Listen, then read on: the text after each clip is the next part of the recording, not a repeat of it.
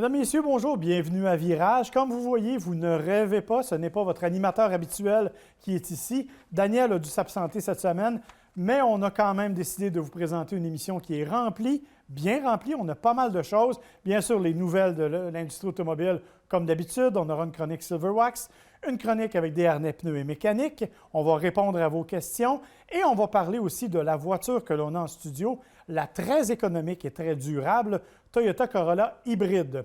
Et bien sûr, cette émission-là ne pourrait pas être complète sans le vrai pilier de l'émission. Jacques, bienvenue. Jacques, bonjour. Hey, bonjour, Marc. Alors, Jacques, je l'ai dit, bon, malheureusement, Daniel n'est pas là, donc l'émission devrait être plus amusante. Non, c'est pas vrai, c'est pas fin, là, mais on en profite pendant qu'il est absent.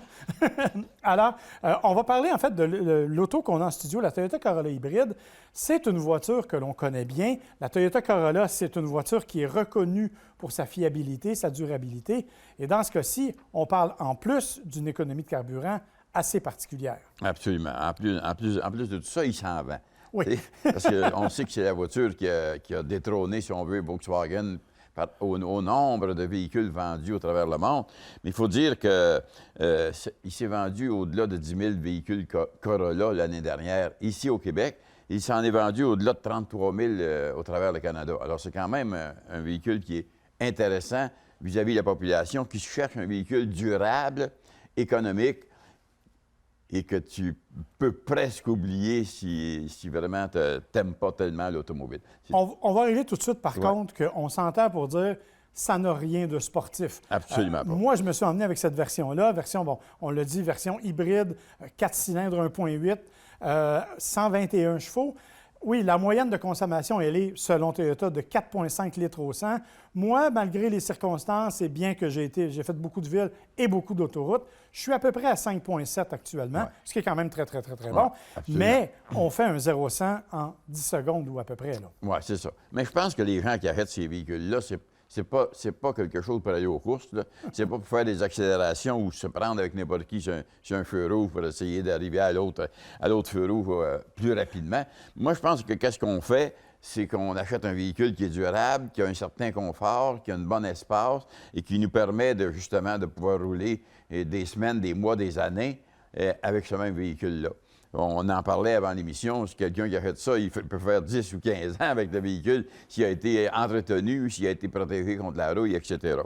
Alors, c'est certain, comme tu disais, avec le moteur qui fait 121 chevaux, c'est pas rien pour arracher l'asphalte, mais c'est un véhicule, c'est un moteur hybride qui est confortable, facile d'entretien, parce que tu n'as pas de batterie là, immense. Après ça, tu as une petite batterie qui fait quoi? 1.3. 1.3. Alors, c'est pas une affaire qui prend le plancher au complet. Et ça vient avec une boîte CVT. Et la boîte CVT, dans certains cas, les gens l'aiment parce que ça ajoute supposément à une diminution de consommation d'essence. Mais c'est une transmission que si tu pousses dedans à fond, que tu vas détester parce que tu vas avoir un moteur qui va se mettre à accélérer comme si tu avais justement un autoneige entre les mains. Oui, et on nous a prévu, en fait, avec la Toyota Corolla hybride, on a mis un bouton qui permet de sélectionner le mode de conduite. Il y a un mode Power. Il y a une petite différence en accélération, mais si vraiment vous voulez avoir de la misère, appuyez sur le mode Eco. Et là, vous allez perdre tout intérêt pour la conduite. Ouais. Mais évidemment, bon, écoutez, moi, quand je me suis emmené avec la voiture, en ville, c'est sûr que ce n'est pas excessif. L'entrée sur l'autoroute est un petit peu pénible. En revanche, une fois sur l'autoroute, en mode éco, je dirais, à boit rien, cette auto-là, ça, c'est le premier avantage. Autre élément dont il faut parler, nous, on a la version hybride, qui est à peu près à 27 000 $.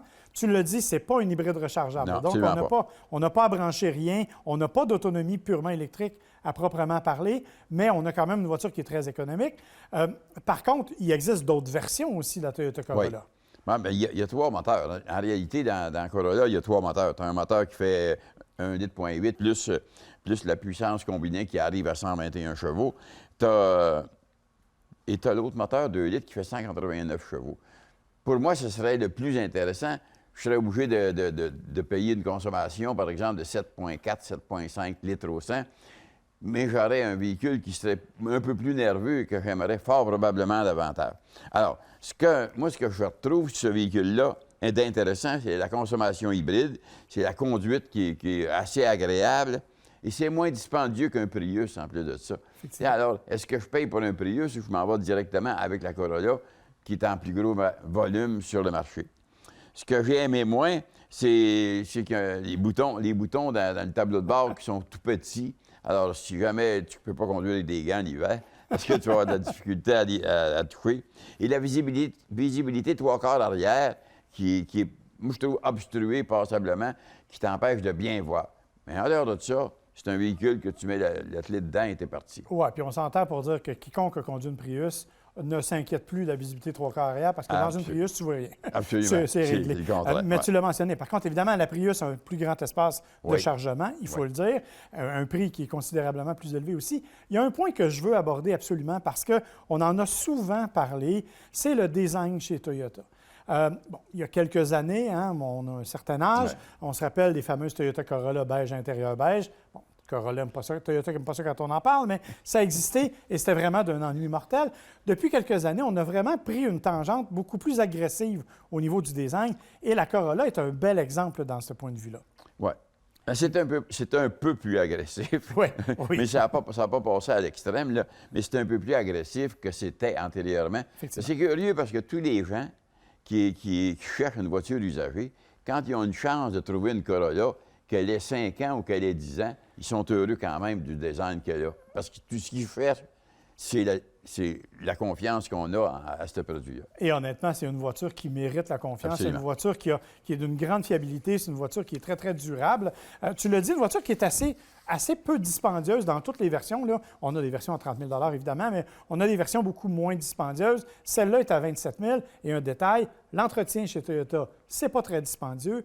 Et un autre détail, c'est monté sur des roues de 15 pouces, ce qui fait que vous n'aurez pas besoin d'une deuxième hypothèque pour aller acheter des pneus d'hiver. Bon, puis l'avantage des roues 15 pouces au Québec, on le sait, on est plein de crevasses, de trous dans les routes, surtout à ce temps-ci, parce qu'on débute tout simplement à boucher les nids de poules. Mais quand on prend un trou avec une roue comme ça, on a plus de caoutchouc, on va absorber davantage. Mais je voyais quelqu'un d'arrêter sur le bord de la route hier avec des pneus très minces. C'est certain qu'il a détruit une roue et qu'il a détruit un pneu. Alors ça coûte de l'argent. C'est ça. Et il doit le regretter. Son portefeuille doit le regretter. Écoute, merci beaucoup, Jacques. Plaisir. Alors, on va se diriger vers la pause. Après la pause, c'est Daniel qui nous revient parce que plus tôt cette semaine, il a rencontré les gens de Desharnais Pneus et Mécanique.